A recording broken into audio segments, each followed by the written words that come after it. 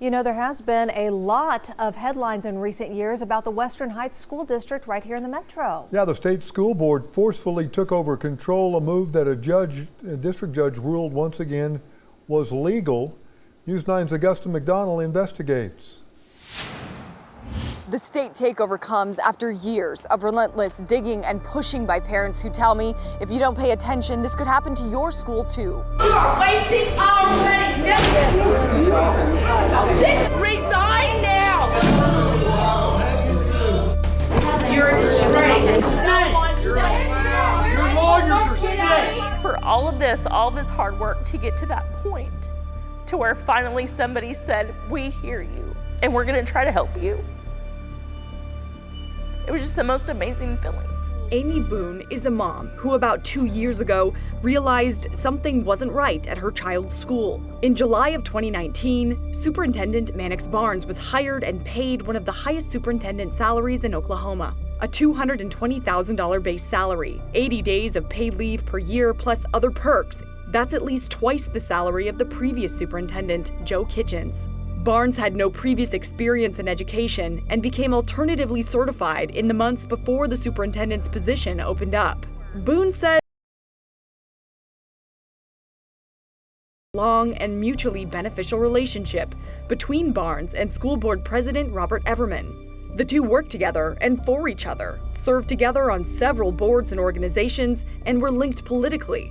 According to attorneys with the State Department of Education, after Barnes's appointment, teachers quit in droves. The district had one of the highest rates of absenteeism in the state. There was financial mismanagement of bond money, and Western Heights was the only district statewide that had no in-person option for the 2020 to 21 school year. The most important thing that seems to have been forgotten about is these kids.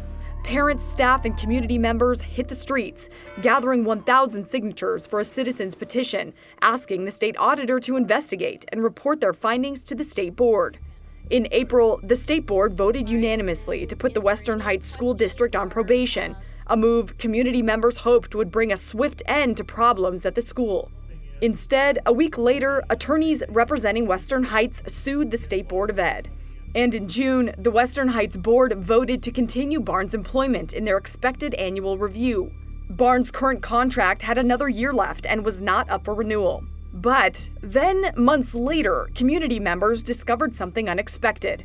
A new 3-year contract was signed on June 22nd by Everman, Barnes, the board clerk LaToya Johnson, and board attorney Jerry Colclasure. A proposal for a new contract was never on a board agenda. The new contract had slight changes, including one critical word. Per the terms of the previous contract, if Barnes was fired, he would receive a severance pay of 1 year's base salary or for the rest of the contract, whichever is less. In the new contract, the agreement reads, whichever is more, meaning if Barnes was terminated, he would be paid out nearly $700,000. The state board suspended Barnes' education credential 2 days later on an emergency basis. Western Heights challenges whether or not Ms. Hoffmeister or the State Board of Education has the authority. A contentious and expensive legal battle ensued over the course of the summer and threatened the opening of the school this fall. In purchase orders obtained by News 9 records requests, legal costs charged to the district total over $350,000 since April. But parents prevailed in August, a district attorney affirming the state's authority, and law enforcement escorted state officials onto campus. When people just run unchecked and there's no accountability and there's no repercussions, people just get comfortable and do what they want. School board members at Western Heights serve 5-year terms, and in Oklahoma, there's no way to recall a school board member. According to our analysis of voting records, the district's school board seats have decades of uncontested elections with low voter turnout. In April of 2019, just 67 people voted in the school board election. I mean, school boards and administrations need to take note. Since then, the community is working to boost voter turnout and change who sits on the board. In April of 2021, over 500 people voted in an election where community-backed board member Brianna Flatley won. And the next school board election has already been decided. Last week, only one candidate filed to run for the open seat, Darren Duncan, who's backed by the community. After years of work, rallies, protests, research, the community says they're retaking their school one seat at a time. What these kids have lost over the last year, they can't get that back.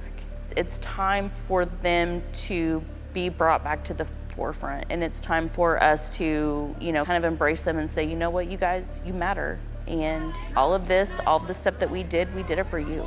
We have more details about this investigation in this article in the News 9 app. At Western Heights, Augusta McDonald, Oklahoma's own News 9.